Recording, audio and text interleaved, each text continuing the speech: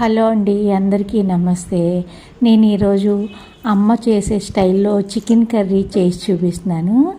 ఇలాగా అల్లం వెల్లుల్లి, కొద్దిగా జీడిపప్పు, గసగసాలు, ధనియాలు, జీలకర్ర, మనం గరం మసాలాకి వేసుకునే గరం మసాలా దినుసులు అన్నీ వేసుకుని వాటర్ పోసి 1 గంట నానబెడుతుంది.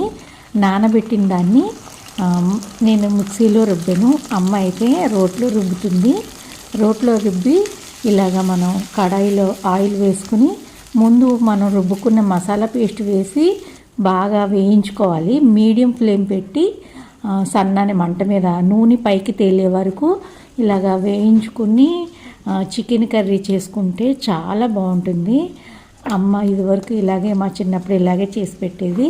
మిక్సీ ఉన్నా కూడా రోట్లో రుబ్బేది.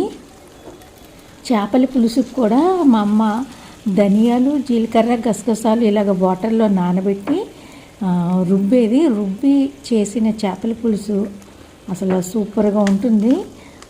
ఇలా ఒకసారి ట్రై చేసి చూడండి. చికెన్ కర్రీ చాలా బాగుంటుంది. టేస్ట్ అయితే సూపర్ ఉంటుంది.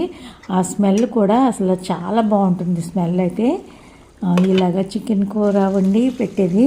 మొత్తం స్మెల్ అయితే బయట వరకు వచ్చేది. చికెన్ కర్రీ స్మెల్ అయితే ఆ మసాలా పేస్ట్ అలా రుబ్బి వేయడం వల్ల అన్నంలో అయితే సూపర్గా ఉంటుంది. ఒకసారి మీరు కూడా ఇలాగ ట్రై చేసి చూడండి. ఎలా వచ్చిందో నాకు కామెంట్లో చెప్పండి.